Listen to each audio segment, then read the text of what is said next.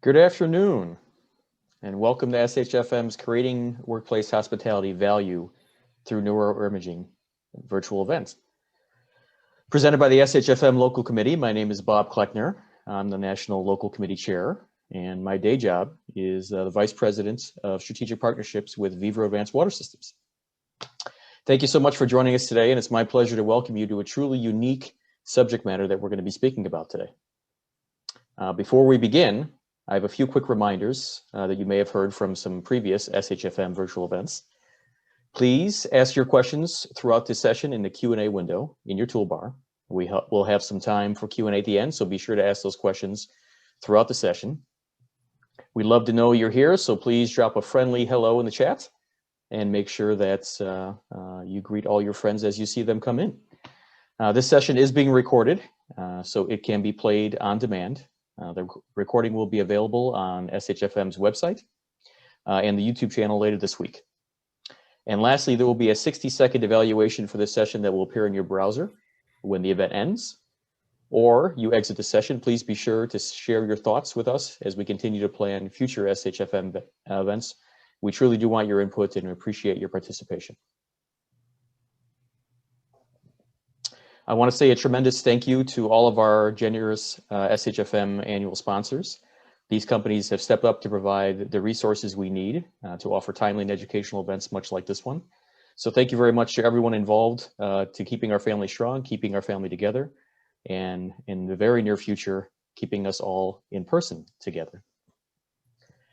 Today's SHFM educational program was developed by your peers. I want to say thank you to our local planning committee for their tremendous work on this session.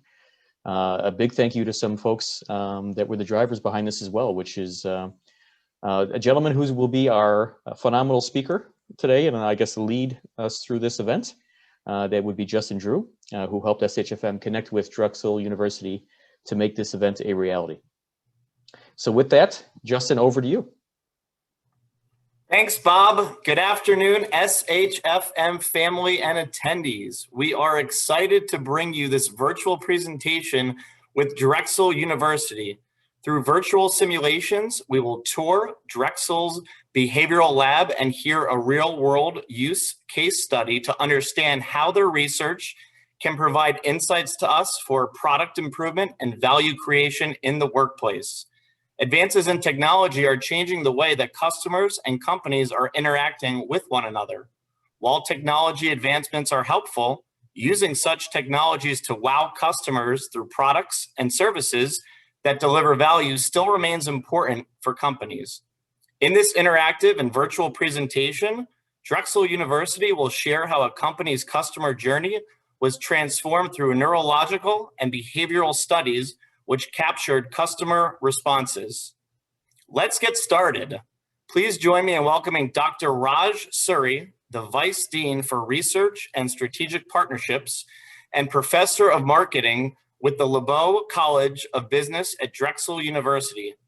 Raj has been recognized nationally for his teaching and research work on consumer experiences and decision-making, and he has presented before various international associations in Asia, Europe, and North America. Prior to teaching at Drexel, Raj served in managerial roles with global firms including McKinsey & Company, Unilever, HCL Technologies, and Suzuki Motors. I will now turn it over to Raj for an introduction of Drexel Solutions Institute and Drexel's innovative R1 research capabilities. Raj, over to you. Thank you, Justin, for such a wonderful introduction. Welcome and hello, everybody. We welcome you to this session or a journey in the next few minutes as we walk you through how we do some of this engaging work with the industry and where it comes from. So on behalf of the Drexel team, I would like to thank you for taking the time to join. In a snapshot, we are going to go over different aspects over the next few minutes. It'll talk about how we actually at Drexel University, we work with the industry, and we have several partners which are in play. We will talk about some of our research expertise through the fellows who are called the Drexel Solutions Fellows, and some of them are on the call today. We will go over the different capabilities of the institution, which is we talk about the Food Innovation Lab. And when we introducced the speaker for that, he has created unique impact in this particular space. We talk about immersive capabilities, and we talk about the Neuro Business Solution Center.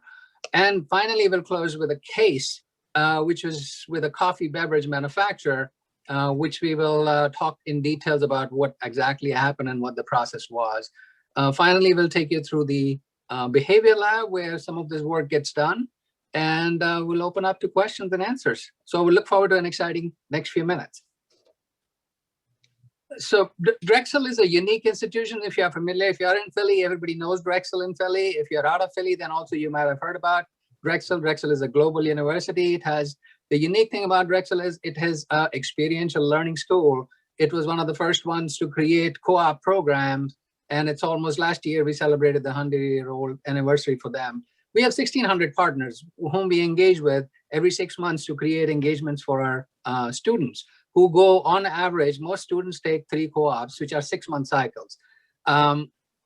We as a research institution are an R1 institution, and we kind of pride ourselves in being technological in our orientation. So you would see that in the next few minutes as we talk to some of the slides.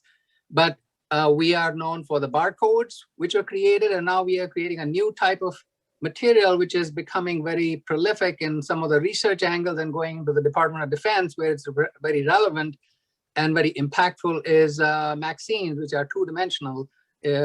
Means we can talk more about the technology, but that's a new type of material which will come into play as the technology develops, as Wi-Fi develops and wireless develops. We are also a yellow ribbon school, which offers only it kind of accommodates a lot of military veterans. And we'll go to the next slide. Today we're talking about how we build partnerships. And one of the partnerships we'll explain in the case study, which we'll do. Partnerships are very important to us at Drexel. It not only provides experiential learning avenues for our students, we also use our partnerships for training the employees of our partners. And the third aspect is to create unique research-based solutions. So they are data-driven research-based solution, which basically applies things which are going on in the lab to start looking at the field in a more interdisciplinary manner. And we'll talk about some of that in the next few slides. We operate through the Drexel Solutions Institute. So Drexel Solutions Institute is the core front body for the partners to come in. This reports directly to the university president. It connects all the 15 schools and colleges on campus, so you don't have to search for where you're going to go within the university. So it acts as a concierge service, which tries to make the connections for you. And the objective of the institute is to kind of create innovative solutions, which are data-driven, but at the same time makes one think outside the box in terms of all the projects which are done. Going to the next slide. The process is very unique. We are not a consulting firm. That's not our objective. Our objective is to engage the students, at the same time engage the research to push the research forward. It is never going to be a one and done approach. The objective is to continuously explore and collaborate with our partners. So one of the buckets you see is optimize, expand, and repeat. We start with the standard need evaluation, but we always end with how do we optimize, how do we expand, and how do we repeat, so that most of the partners whom we work with, they never stop at one engagement. They keep continuing it because they see the impact on both the results on their own performance, but also on the students whom they engage with, on the faculty, and how they engage with the research on campus through different quarters. So let's go to the next slide. So we are a Research One university, which is only a select group of Research One universities exist in the US. They are on the basis of the amount of money which is spent on research expenditures. We pride ourselves on being very active researchers, and we have in the Drexel Solutions Institute, we have, I would call, 13 subject matter experts, which represent different colleges. They are ambassadors for those colleges. These are the individuals who have huge, I would say, spike in the work they do. And you would see some of the work from some of the people on the call today. And they are actively looking into different domains of research. And some of them have created new domains as they started working on that. And we'll talk about that in the next few slides. But these are the core group of people which provide us both the contact with the faculty, with the institution, as well as with the students and the industry. So today we have the pleasure to have some of the people on the call. Some of them are going to be, these are the Provost Solutions Fellows, is Hasan, Ayaz, and Nick Jushishin. And Jonathan Deutsch has been an active partner with me for the past few years, and I want to pass it on to Jonathan. He represents the Department of Food and Hospitality Management, which is part of the College of Nursing and Health Professions. John? Hi, everyone. Very glad to be here. Thanks for having me. You heard a little bit about Drexel. One of the other unique things about Drexel is we are a R1 research university with a culinary arts program. And as far as I know, we're the only one in the country. Many research institutions have hospitality management, but we have a culinary arts degree together with nutrition, food science, and hospitality. And I was really brought in 2013 back to Drexel, which is my alma mater, to answer that question of what does it mean to have a culinary arts research program? We know what CIA and Johnson & Wales do, they're great. We know what community college and workforce programs do, but here we are at Drexel with this research culinary program, and we're not exactly sure what that means. And so our solution was something called the Drexel Food Lab, which we started in 2014. I started it together with an undergrad student, Ali Zeitz, who is now in charge of product development and culinary innovation for Saxby's Coffee. So it's great when we could practice what we preach. And in short, the Food Lab is a student-driven, faculty-mentored food product design and culinary innovation lab. And we focus on real-world problems in 3 areas. Sustainability, a lot of that is highlighting sustainable foods and minimizing food waste through upcycling and food waste prevention. And we'll talk more about that. That will be the focus of these few minutes I have to spend with you. But we also have a big portfolio on health promotion. And a lot of that work is food alternatives to pharma, solving health problems through food rather than the prescription pad. We have collaborations there with Jefferson and Children's Hospital of Philadelphia and Mayo Clinic and others. And then our third area, so sustainability, health promotion, and access. Food insecurity and improving health of populations. So making little tweaks. An example is we reformulated the hoagie roll that's used in the school district of Philadelphia to be compliant with city nutrition guidelines. And just one little tweak to the formulation took 1,300 pounds of salt out of the cafeterias every year, just in one product that doesn't even need to have that kind of salt flavor profile. One of the interesting things about our work is that I always mention we're really developing 2 types of products. One product, of course, is the food products, but the other product is our talent, your future colleagues, who are not, like when I was in culinary school, it was sort of learn your skills, and then when you're a professional, you can have some opinion on the food system and sustainability and food insecurity and health and nutrition. But right now, I just need you to keep your head down and say, yes, chef, and learn to cook.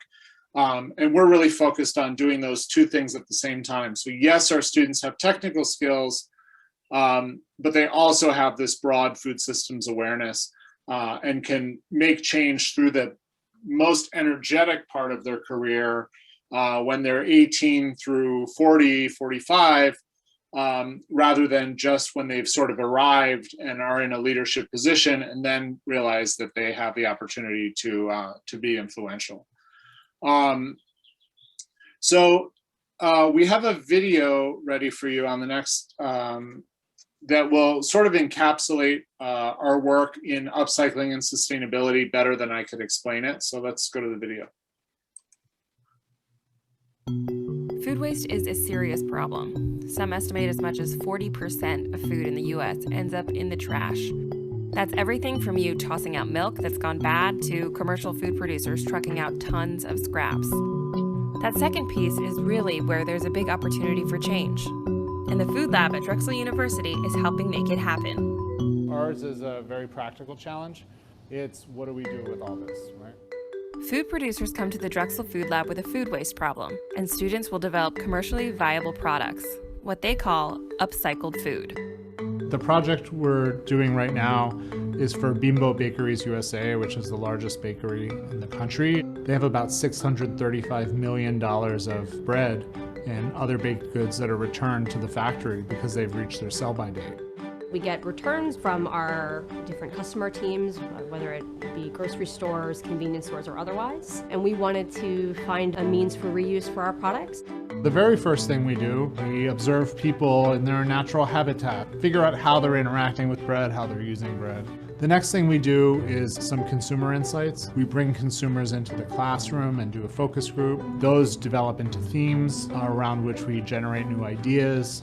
We prototype, we recheck them with consumers, and by the end of this really rapid 10 weeks, we will have solutions for the company to consider. It's important for Bimbo Bakeries USA to have a dialogue and to help solve the food waste problem. We're a big company. We have an opportunity to provide a great amount of impact. Waste is a social construct, so what you do with food determines whether it's food or waste, right? We want to reframe waste to think of it as not recycling food waste, but preventing food waste. We have a long history at Drexel of providing a lot of those ideas to our students. I'm working on an avocado pit tea. Turns out avocado pits are really high in antioxidants. And I was like, whoa, we're just throwing these away? Like, we can create something out of this. There's nothing wrong with it. It's perfectly fine. We're just not used to using it. That doesn't mean that we can't do other things with them. The World Bank estimates that by 2050, we're going to have to increase food production by 50% to keep up with the growing population. If you're a farmer, if you're a baker, or whatever you're doing, no one can scale 50%. But then if you factor in that 33 to 40% that we're wasting and chip away at that 50% that we need, then you start to see, okay, maybe this isn't so bad. We're getting a lot of requests from food producers who want to green their habits or make healthier food, but they need help doing that. They need ideas, they need energy, they need talent, and we can work with them to provide that. Thanks. So a couple kind of notes.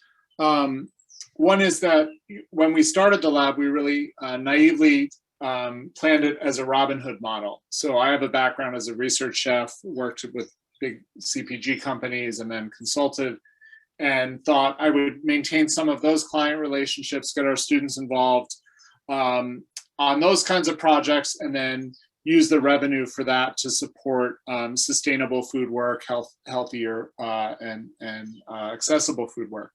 And what we quickly found was that the demand from everyone, from startups through multinationals, and we have all of them in our client list as well as nonprofits, was around sort of good food, sustainable food. I just wanted to tell a quick story too about Sheetal, who you saw in the video, as emblematic of our students. She was researching this avocado seed beverage, and quickly learned that avocado seeds were not grass. FDA generally recognized as safe. And for the food nerds among us, you know, that's typically the deal breaker for any project. If it's not FDA grass, you can't move forward. And I've worked with many multinationals on projects where that's always in the project scope. All ingredients must be grass. And instead of sort of pivoting or finding a new project or ending it, her response was, "What are you doing April 23rd? I have a self-affirmation hearing to get avocado seeds grass approved." So in all of my decades of work in food product development, never had the opportunity to go through that grass process until the students pushed it. So just to conclude my section, that video was shot a few years ago, and since then, this idea of upcycling food has really flourished. There's now an Upcycled Food Association, which Drexel is a founding member of, and an Upcycled Food certification. And so a lot of the research that I'm doing together with Dr. Suri and Dr. Ayaz and Hongjun Yi, who in a couple weeks will be Dr. Yi, and Dr. Sid Bhatt around consumer perceptions of upcycling has really shaped this field and helped define this field. When we started, the conventional wisdom from the food industry was, well, we can't really do upcycling because consumers won't appreciate, eating food that would otherwise be wasted. They'll feel like they're eating trash, or they'll want such substantial discounts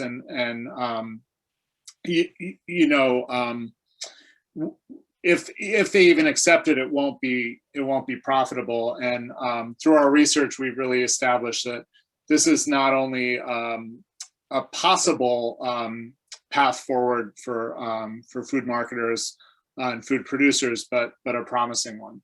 So I will stop there and hand it back to my colleagues. Thank you, John. Now I want to hand it over to Nick. Nick leads the VR space in our College of Media Arts and Design. And one thing you would notice as we go to these different sections is all our work which you do is very interdisciplinary. We don't work in one domain. So Jonathan, which he just mentioned, he works with Dr. Ayaz in School of Biomedical Engineering. I'll talk about him in a few minutes. And Nick, who is from the College of Media Arts and Design. So that's where the sweet spot is for us. Up to you, Nick. Thanks, Raj. So one of the unique capabilities at Drexel is our ability to create fully immersive either video or wholly digital experiences. A lot of the reticence perhaps to use laboratories to study and focus groups and such are that people are getting removed from the situation in which all of these things are actually going to apply. And we can address that through completely photorealistic, high fidelity, artificial environments that can be brought into the lab through VR 360 stereoscopic video capture or wholly created 3D explorable interactive experiences. This is not something that is new to us in any way. The department that works on this was founded over 20 years ago at Drexel University. So we have over 2 decades experience in this space. Traditionally, these technologies have been leveraged in military scenarios, first responder scenarios, because of how effective they actually are. Now that the cost of the producing of the content and the equipment to use that equipment has gone down, it becomes more readily available for use in neurological study labs, focus group labs, and other scenarios also in the field. So I just thought I'd share a little bit about what those capabilities are. If we could go on to the next slide, please. One of the things that I'd mentioned is the 360 stereoscopic video. The advantage of this is that it is able to capture a genuine location with all the fidelity of a video, except that instead of being limited to a rectangular frame, it is fully immersive, all 360 degrees around the camera and then ultimately around the viewer. And there are, of course, inexpensive technologies that do this today, but they suffer from a variety of drawbacks that, including, the motion of that might make people sick and such. Because we've had such a deep experience in this space and that we've been doing it at such a high level for so long, many of our faculty have, in fact, feature film backgrounds. We have the equipment to address all of these things. And so we've done things such as create our own custom cameras. We have camera stability equipment that allows us to bring this readily into industrial settings, consumer settings, hospitality settings. We can bring these cameras onto vehicles and they stay stable. We've put them on gurneys in medical training scenarios. So we can use all of these types of facilities to capture video in just about any situation. And if we go to the next slide, for example, in a food hospitality scenario, we could film an entire simulation at, in this case, it's a sandwich making station. And the participant in a study or a lab scenario could actually experience being at this station, this hospitality station, in the situation of a store with customers passing through, with coworkers interacting, and that entire experience could be brought directly within the lab and experienced with whatever control, repeatability we would like, or with whatever variability we'd like to throw into that scenario. Beyond this video capture capability, we also have the ability to create wholly three-dimensional CG worlds. They could be experienced through virtual reality. They could be experienced on computer screens. They could be projected over web interfaces. This particular example is a hypothetical room. There is nothing in any of these images that is actual physical. Everything in these images is 100% 3D digital. You'll notice that the wall artwork is identical across all three images, yet the wall itself is presented in multiple different materials. The furniture changes materials from image to image. In fact, this was all, these images are taken from a single video, and over the course of the experience, the materials of all of the objects throughout the scene are changed. Yet every single one is photographically real, they're physically based. There's light tracing technology called ray tracing that ensures the authenticity of the image that the viewer is ultimately seeing. So this allows for various aspects of an environment to be presented to focus groups or other participants in a very controlled manner with very deliberate variability, all in a photorealistic high fidelity format. So those are our capabilities in this space, and they dovetail with the other labs that we have here at Drexel. Thank you, Nick. Appreciate you giving us an synopsis on that. As you can see, this has become an important space in the past 1 year. If anything, pandemic has taught is a lot of Zoom sessions where everybody is in two dimension. Two dimension does not work because people are trying to find that third dimension on that person. I'm trying to find how does Nick look on a top level or all around in a 360 view rather than in two-dimensional X and Y. And that's where Nick's work becomes very important. And we have a couple of projects already in the lab with our extensive project, which are about virtual realities of how do we kind of bring those experiences to customers. You can very well imagine that a direct booking at a hotel might be enhanced if people could see exactly what their experience would look like in this particular space. And that's exactly what we do, is use some of these experiences which are curated through Nick's lab into the next space, which I'm going to talk about, is a Neuro Business Solution Center. Neuro Business Solution Center came about because as human behavior person like me, we want to understand what people are saying, whether they make sense, whether what they are saying would be really true, because when I ask them questions, they might say yes, but when they actually go out to buy, they might not buy it. And so one has to start understanding it very, I would say, more carefully in their encounters, whether it's an actual reality, which we do in the field with using some of the imaging techniques we do, which I'll talk about in the next few minutes. But we also do it in the lab at the same time to kind of see where it makes an impact. It's always going to be understanding more of a human behavior. How do we examine value in hospitality when people would encounter a robot doing the check-in versus a human doing the check-in, and so on and so forth. So now those are the kind of experiences we curate and measure and understand the impact and explain that in proper, in manner which is understandable to our partners. We rely not just on self-reports, but we rely more on the neurophysiological responses of people in terms of looking at the neuroimaging, looking at their physiological responses. So one aspect is never going to be comprehensive. We try to do, not only look at how they would actually behave. Would they consume a product? Would they go towards a product? Would they buy something? We look at where their eyes are looking. We look at what their brain is doing and what their body responses are doing. Now, all of this comes together very nicely, and I'll pass it on to another provost fellow in the next second, is going to be Dr. Ayaz. He has created a field in itself, and that's neuroergonomics. Hasan and I have been working for the past 10 years. We started working actively with firms for the past 5 or 6 years now, and we can see the impact on the field and the value it creates for our clients. and we'll talk about some of those in the next few minutes. But I want to pass it on to Dr. Ayaz, who will talk about the field he has created. The field is neuroergonomics, and he is the innovator, and he is the leader in that particular space. So, Hasan?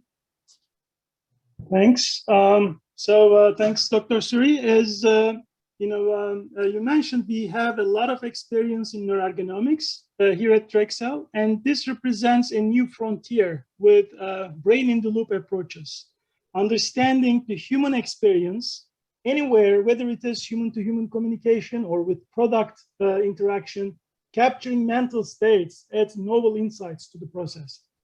And neuroergonomics is at the intersection of diverse disciplines, from neuroscience to engineering to human factors, psychology, and even philosophy.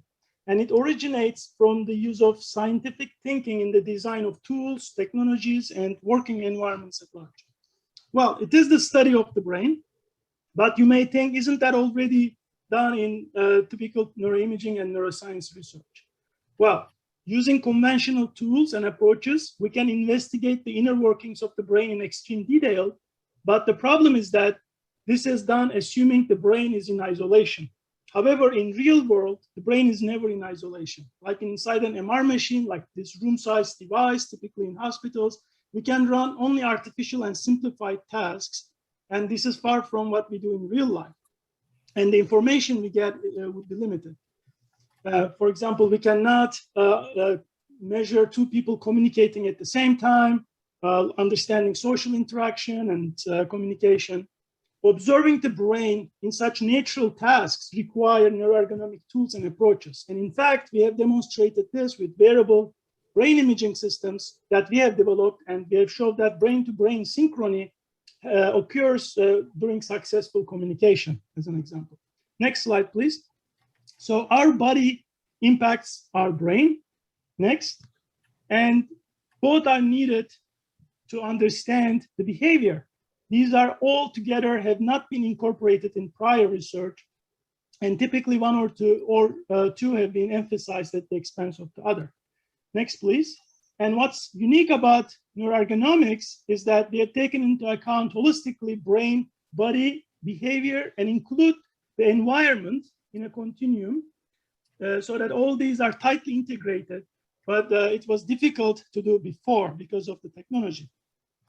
So how we think, make decisions, solve problems are all modulated by our environment and physiological conditions. And we need to monitor the brain in realistic or real world settings in order to understand and explore basic and applied research. And like understanding human-to-human communication or human-robot interaction or a diverse array of everyday tasks. Next, please. And here are main technologies that we have been developing or using in our studies. We record the brain using EEG and FNIRS, variable neuroimaging, and we can modulate the brain activity using electrical or magnetic stimulation, like neurostimulation, TDCS as an example. And also we have a variety of tools to understand the body and the behavior. And actually we have also experience to combine multiple modalities simultaneously to extract more information. Next slide, please. Over the last 1.5 decades, we have done a lot of basic research into cognitive, motor, and affective states and replicated many room-sized neuroimaging-based studies by using only wearable systems. So we demonstrated capabilities for encoding and decoding of classical task paradigms and discrete cognitive, motor, and affective processes. And these are some examples. And mobile neuroimaging, both EEG and FNIRS, today are widely used to study neural mechanisms for cognition. Next, please.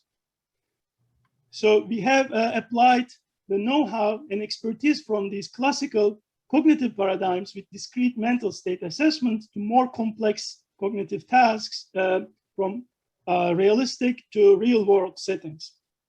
Like over the last 10 years, in a series of studies, we have investigated the brain activity of operators, pilots, air traffic controllers during typical and emergent conditions to evaluate cognitive workload, and later to assess the usability of equipment such as radar interfaces, new cockpit display mechanisms, and so on and so forth.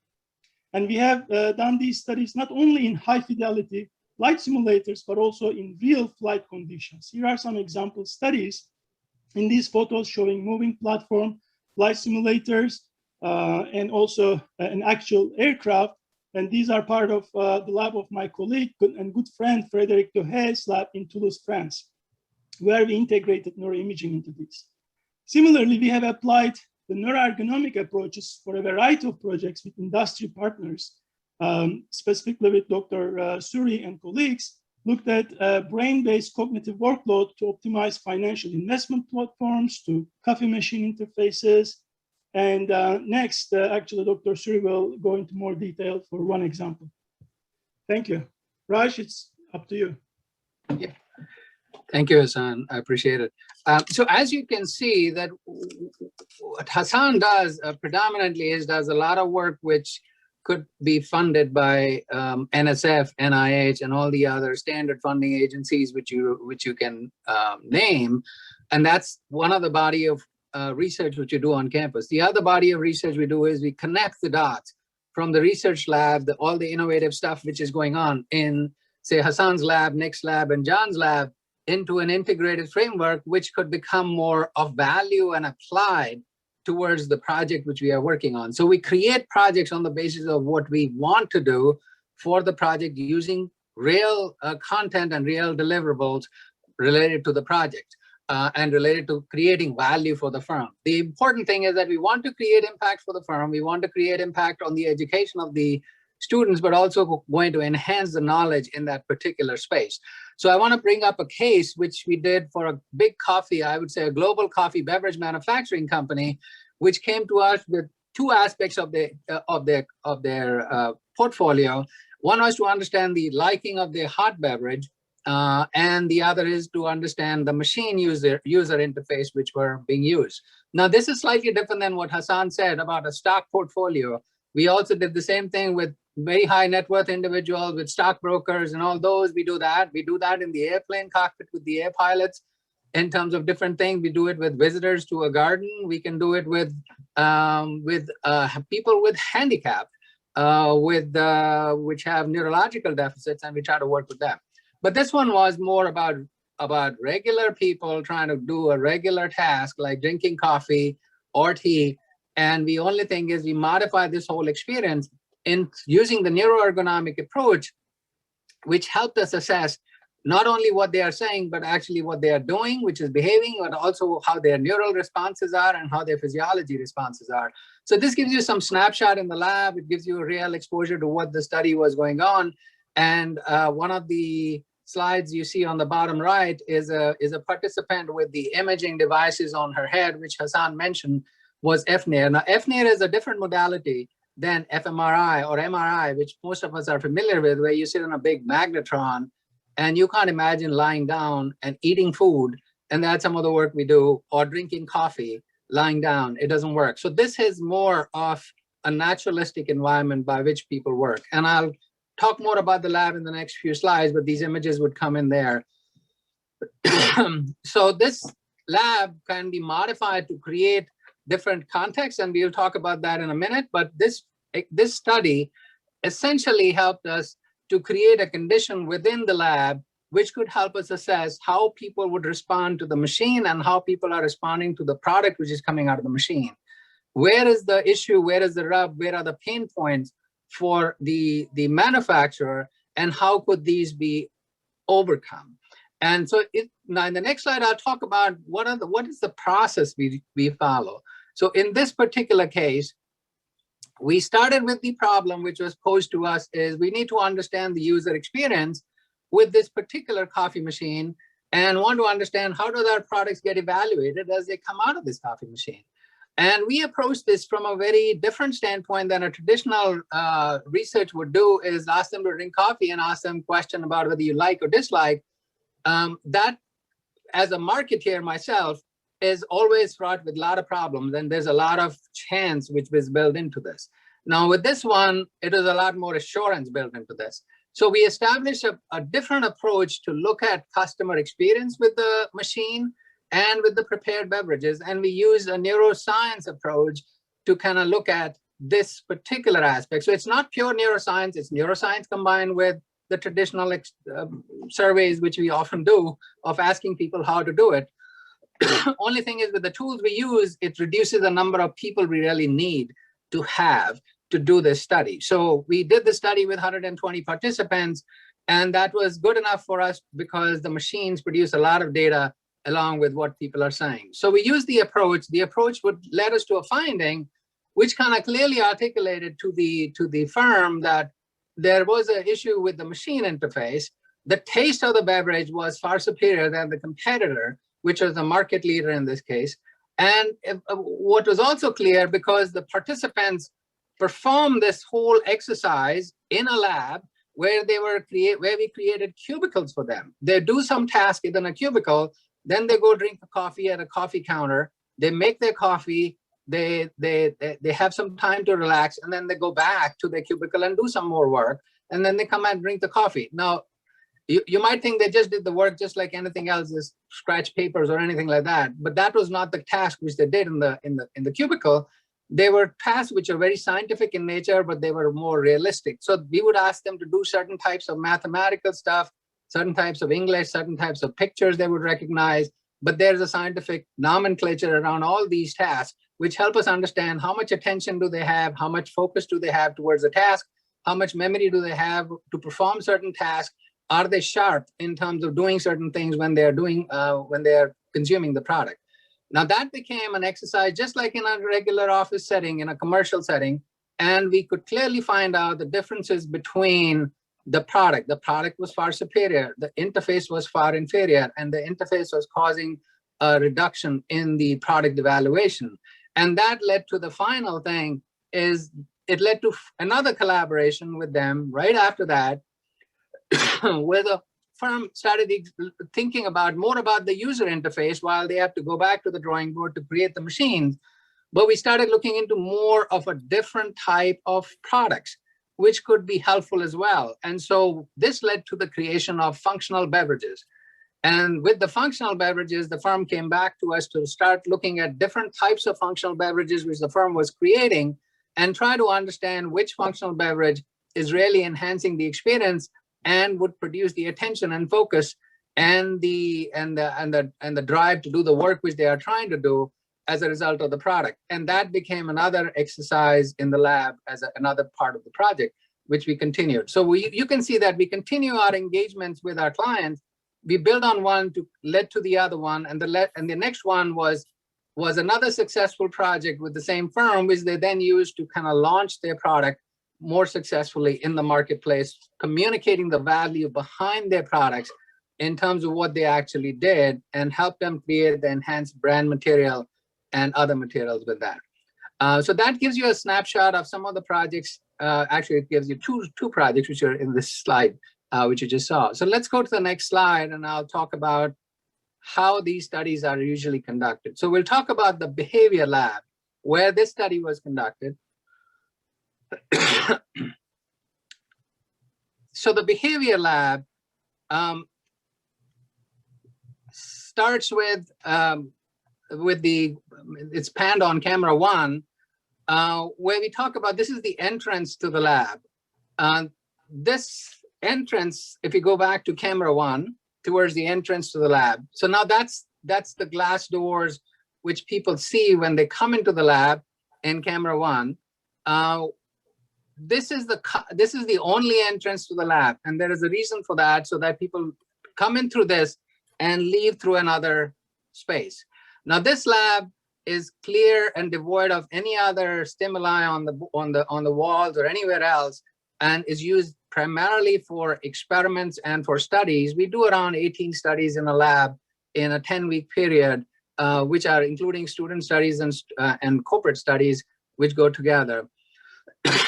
But this is the starting setting where we do a service encounter testing. We can have a different confidant on the desk, and we can change the gender, we can change the wall decor, depending on what we want to test. And that's what helps us understand what goes on in this particular space. Now, what is also unique about the space is the ceilings. So it might look just like a traditional room, but the ceilings are all mounted with different types of devices. You could see a microphone hanging there. There are also cameras all over the place to give us a full 360 view of the participant. So any kind of reaction with the participant does when they come into the space is captured, is data. So when they walk into the glass doors, they are basically a participant in the study, and we measure all their responses. Now, after they have been exposed to this, we go to the next room where we kind of modify the room to figure the particular project which we are working on. So in the previous case, we changed this whole setting using a lot of different dividers to make it into a cubicle setting at an office place. Now the lab is set. The exit door which you see is the exit door for people to leave this room. So these participants, when they come in from the main door, they go out of this. But what you are seeing in front is another project which is in play. Obviously, we don't want to show the participants because that's not a good thing to do in any experiment we do. But this study is a gaming project where we are working with both civilians and with military vets who are trying to engage with a cutting-edge single-person shooter game where they are playing a game with another participant who is on the other side as you pan the camera. But as you see the walls and the ceiling, they all are mounted with different types of devices. We have divided this room so that the dividers would kind of helps us create this big room where people are playing games with each other. But this same room can sit around 45 participants. We do different types of studies in this lab, but in this one, it's created specifically for this project where we are working with a firm where two gamers are playing with each other. And these could be the military or these could be civilians. But as they play the game, we want to observe how does that affect the downstream variable in terms of teamwork, camaraderie, inclusiveness, and so on. Means different gamers might be of different level of experience. And we can observe all this from this particular one-way mirror. But these people who are playing are also using a lot of devices on them. And I'll talk about that in a minute. So let's go again to camera one as we pan into the control room. So what you saw a minute ago on the other side of the one-way mirror was the gaming console. Now in this room, we can see exactly what the participants is doing, but that gives us only an observational data for what is going on. But we also have in front of you is all the recording devices where we can pan in the camera and shoot in the voice and all that stuff from this particular control room. But this is the room which is also used by our partners who stay in this room to observe what is going on with the participants. And sometimes they modify their design or their interfaces, and we execute a slightly different version in the next time around or even in the following week, so that the partners can have a sense of how did it contrast with week one versus week two. Now, the other end of the room is another one-way mirror, which I'll show you when we go to the other room in a minute. But this, what you see in front of you are computers which are connected to the computers in the other room, which you can see the image now briefly. But that room, whatever is shown on the computer console in that room is visible here as well. So participants, whatever they speak in those others, the rooms outside is all audible in this control room. And these computer screens can show exactly what is going on with all the work which is being done by the participants in the rooms which you just saw. Now we'll go to the room which you are seeing up in front of you. We'll go to that room and I'll tie in with something which I just showed you a minute ago in a large room where two gamers were playing. So going to camera two. Now this is the one-way mirror which you just saw a minute ago.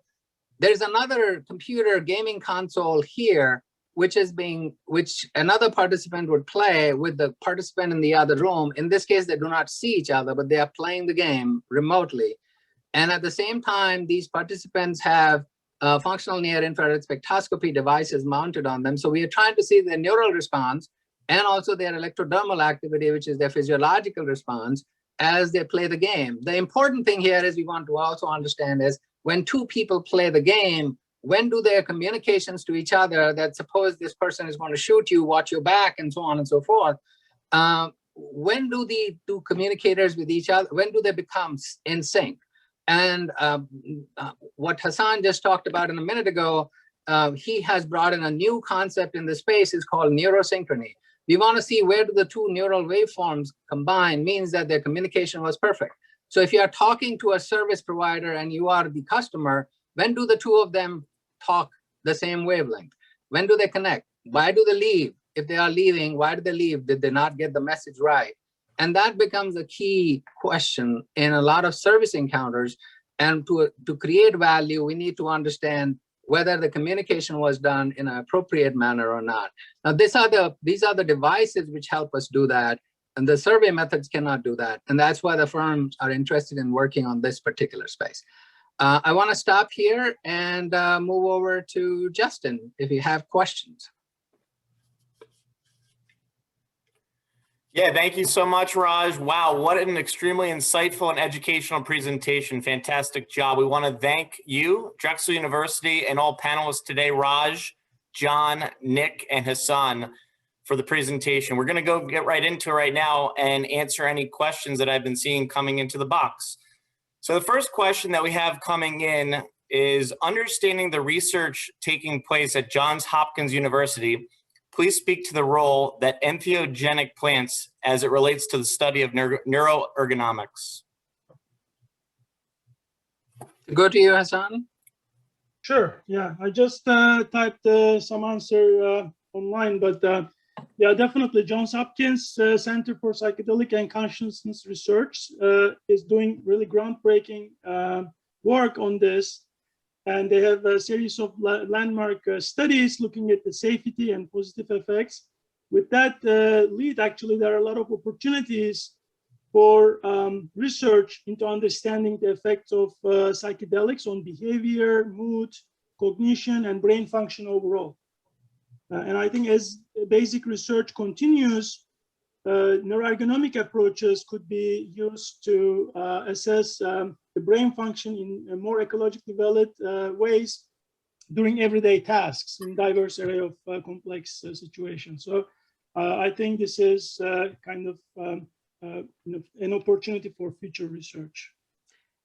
And I think it helps us kind of divide the experiences in a very nuanced way. So when a person says they're feeling very good, we want to understand where that goodness comes from, whether it comes from the arousal which they are feeling at that time or lack thereof, or there are some parts of the brain which are more active at that particular point in time.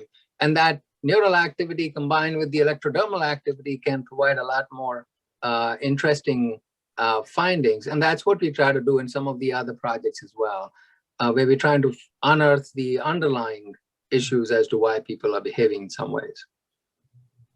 Great, thank you, Hasan. Thank you, Raj. I think that leads into our next question. What happens to the human brain when it's making decisions? Go ahead, Hasan. Well, yeah, I mean, first of all, we need to maybe understand, I mean, this brain is our amazing organ, contains around 86 billion neurons with trillions of connections in each. And using the current techniques, we're looking at clusters of neurons around the outer cortex mostly. And when we do these studies, the brain mapping, structural, if it can be analog to, mapping the streets, roads, highways, functional neuroimaging can be thought of as mapping the traffic on these roads. So we're looking at the activity increase or decrease at different areas. And this creates kind of a spatiotemporal pattern that we can compare across different task conditions or different groups. And by looking at this increase and decrease, we can understand how the individual is engaged with a particular task. So in terms of decision-making, we looked at, for example, the complexity of decision-making and how the individual is kind of having difficulty in selecting an answer. So the easy decisions versus more conflicting decisions creates this additional thinking that we observe in anterior prefrontal areas. And in a controlled study, we were able to differentiate that with variable neuroimaging.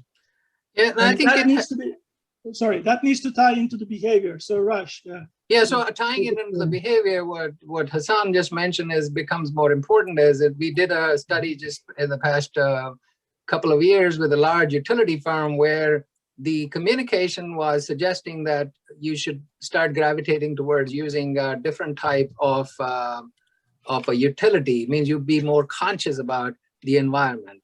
Now, from a customer standpoint, they did not articulate it very well. They did not say that, yes, this is a good thing. I would pay more money for this thing. But when they looked at the neural response, it was quite clear that they were drawn towards that rather than towards the traditional way of paying or traditional buying of utility. And similar study we did with Jonathan was with about upcycled food and what kind of communications would go behind the upcycled food, which could make sense. So we did rational versus emotional. And it was quite clear at that time that one is throwing people totally off than the other.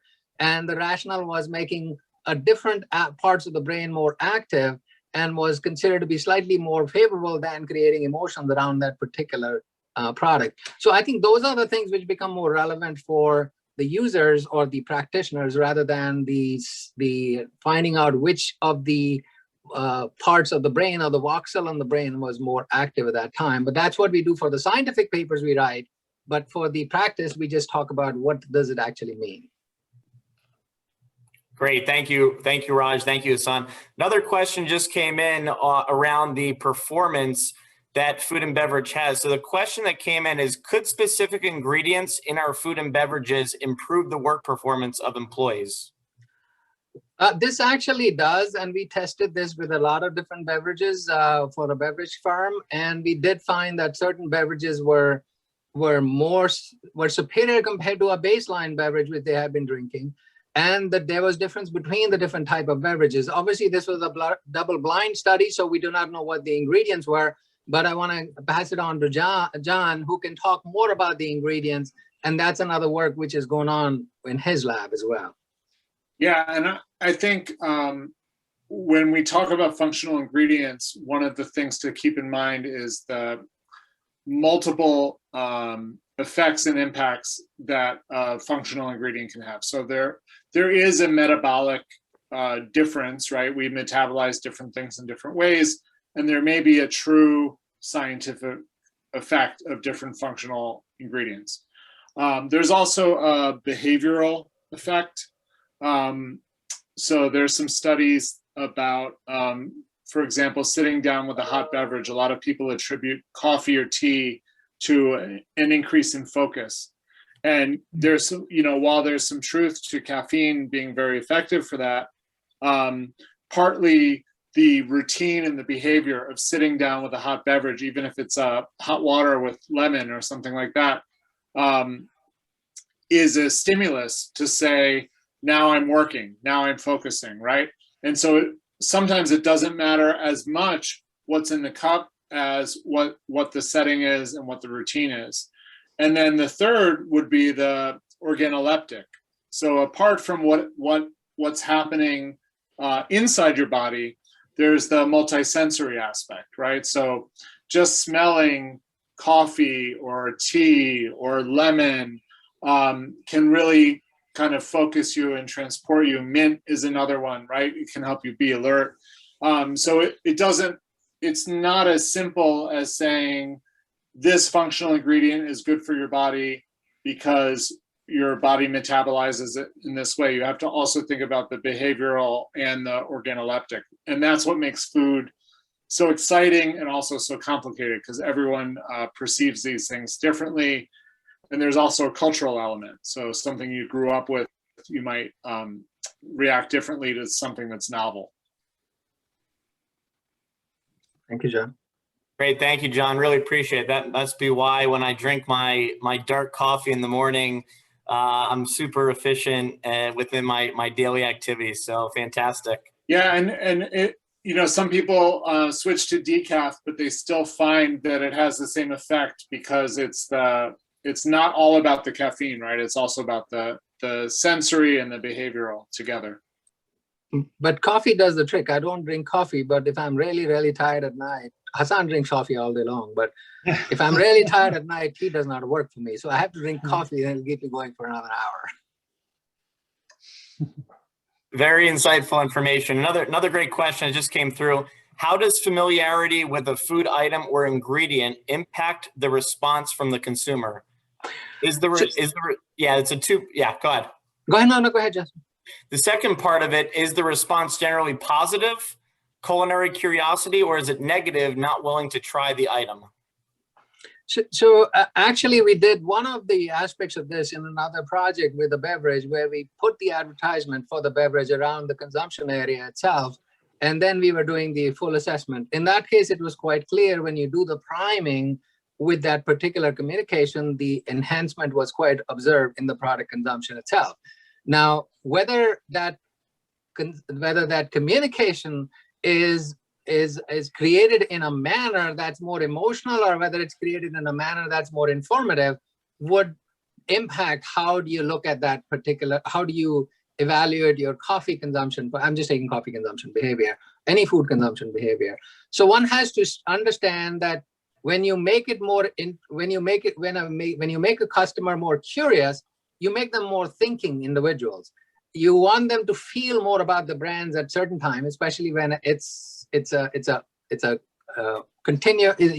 consuming that product all the time, versus you want them to do it the first time, then they buy it. You want them to be thinking individuals at that time, not just feeling. And so depending on how you communicate it, to create the curiosity, you can make them thinking individuals, and you need to see that thinking response in the neural response, which you would see. And same goes for the other way around. When they have been consuming this product, they are very familiar with it. You want them to feel good about it every time they use it. And that's the whole concept about branding and emotions around branding. Now that affects different parts of the brain and different parts of the electrodermal activities and all the other activities we try to measure. Great. And another good question that just came in, Raj, what happens to the human brain when it is making decisions? I will give it over to Hasan because I see all the different types of things which happens to the brain.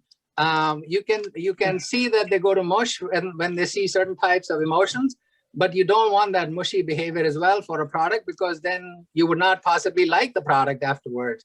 And one has to kind of understand how does that connect with the actual consumption behavior. And that's where I think the approach becomes very important. I want to pass it on to Hasan because he can talk all day about the brain and what it does to it. And whose brain are you talking about? Go ahead, Hasan. And in all these studies, it is important to understand that we need to set up very appropriate experimental paradigms to really test the conditions. Although we're talking about natural environments, everyday settings, there is a very specific format that we need to follow to measure the brain function, the behavior, and all these in a particular way so we can compare. I mean, coming back to the decision making, the relevant aspect is, for example, the ease of decision. If an individual is making a quick decision, fast decision, but also how much mental effort is put forth to accomplish, and performing that decision. So we can combine all these, the behavioral, like the response time, the decision, as well as the mental effort to gauge the individual's engagement overall in going through various kind of offerings. So we have been, go ahead, Raj. No, and we kind of combine it with different types of conditions. So it might be a stimuli which makes you do certain things one way versus another one. Then we can see the impact and point out that this was more fruitful than the others. Mm-hmm. Great. It looks like that's all the questions that we have. We really appreciate all of our panelists' time for today and your insights and education and presentation. And as your host for the session, I want to call out and thank the SHFM Industry Advisory Board and Frank LaRusso of IAB for introducing us to this connection with Drexel as a great example of how IAB at SHFM is continually adding value to our educational development. Thank you so much, and everyone, for an insightful session today. And it looks like we're almost out of time. So I'm going to send it over to SHFM's president, Damian Monticello, for some closing remarks. Thank you again, Raj and team. Thank you, Justin. Thanks, Justin. And I want to say a big thank you to Hasan, Jonathan, Nick, and Raj, as well as the entire Drexel University team that's been working behind the scenes for taking time to share such fascinating insights and research with the SHFM family. I have to confess I'm a nerd at heart, so I am fascinated by everything that we've been hearing today. I could spend hours having conversations on how what people interact with influences their decision-making process. So just fantastic conversation. And Justin, thank you to you as well for serving as the host for this session. As Bob mentioned earlier, there will be a 60-second evaluation for this session that will appear in your browser through Zoom when the event ends or when you close out Zoom. So be sure to share your thoughts with us as we continue to plan future SHFM events. Before we sign off, I do want to remind everyone about the upcoming SHFM events that are on our calendar. We will put the link to the events page in the chat so you can find details about these events and register. Coming up next on June 15th, we have our first ever SHFM Town Hall. And then following that will be our 4th installment of the Conversations That Matter series, which takes place on June 23rd. The conversation for that session will be neurodiversity. Let's talk about it. Should be another intriguing session. We're also looking forward to 2 exciting in-person events for later on this year. So please be sure you save the dates for the Young Professional Summit in New York City on September 22nd, and the National Conference, which will be taking place December 6th through 8th at the Omni Amelia Island Resort in my hometown of Amelia Island, Florida. I'm looking forward to this long-awaited homecoming event with my entire SHFM family, and I can promise you it's definitely going to be worth the wait. So be sure to go out there and book your hotel room online now, and we will put a link into the chat for more details on booking your room as well as the conference. Thank you again, everyone, for joining us, and I hope to see my SHFM family again real soon.